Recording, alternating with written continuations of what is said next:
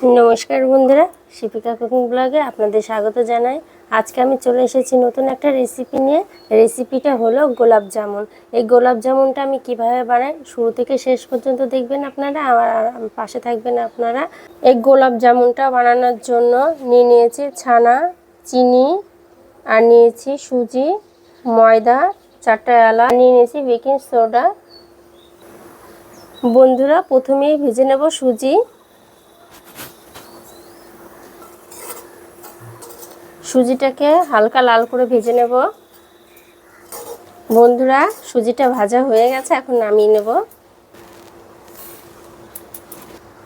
তো বন্ধুরা, গোলাপ জামুনটা বানানোর জন্য প্রথমেই শিরাটা করে নেব। তার জন্য নিয়েছি আমি 2 বাটি চিনি। 2 বাটি চিনি দিয়ে দিচ্ছি। এখন ওই বাটিরই 2 বাটি জল দিয়ে দেব। এখন 4টা এলাচ দিয়ে দেব। বন্ধুরা, আমি এখানে নিয়েছি 1 বাটি ছানা। ছানার মধ্যে যে জলগুলো ছিল সেই জলগুলো আমি চিপে বের করে নিয়েছিলাম। এখন মিনিট 5 ছানাটাকে মথতে হবে ভালো করে। হাতের তালু দিয়ে আমি মেখে নেব।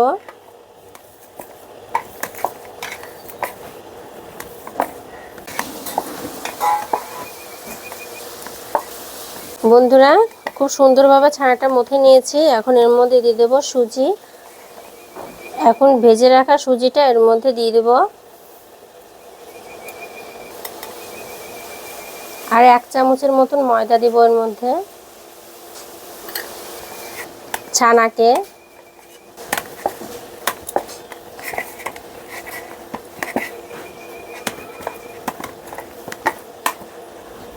বন্ধুরা, এদিকে আমি ছানাটা মথে নিচ্ছে আর ওদিকে আমার শিরাটাও হয়ে যাচ্ছে। বন্ধুরা, সামান্য একটু বেকিং পাউডার নিয়ে নেব।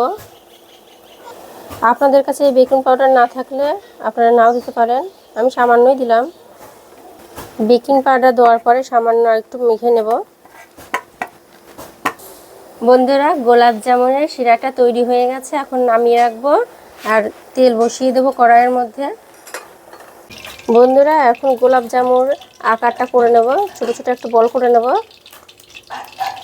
হাতে একটু ঘি মেখে নিয়েছি।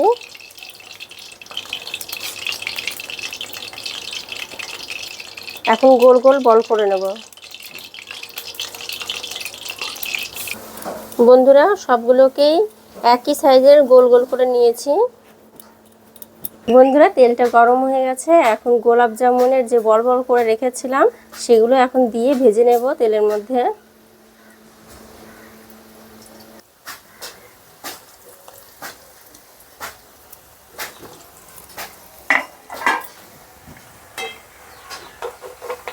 নাড়াচাড়া করে লাল লাল করে ভেজে নেব গোলাপ জামুনগুলো।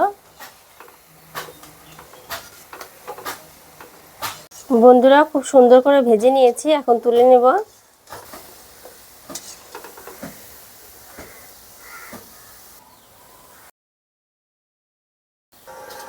বন্ধুরা, যে শিরাটা আমি প্রথমেই বানিয়ে রেখেছিলাম সেই শিরাটা এখন আবার গ্যাসের পর বসিয়ে দিয়েছি।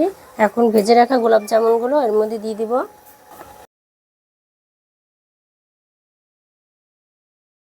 বন্ধুরা, ভাজা গোলাপ জামুন রসের মধ্যে দিয়ে আধা ঘন্টার মতন গ্যাস অফ করে রেখে দিয়েছিলাম। এখন আমি নিয়েছি একটা প্লেটের মধ্যে। তো এই গোলাপ জামুন রেসিপিটা আপনাদের কেমন লাগলো অবশ্যই কমেন্টে জানাবেন আর চ্যানেলটিকে সাবস্ক্রাইব করবেন। ধন্যবাদ।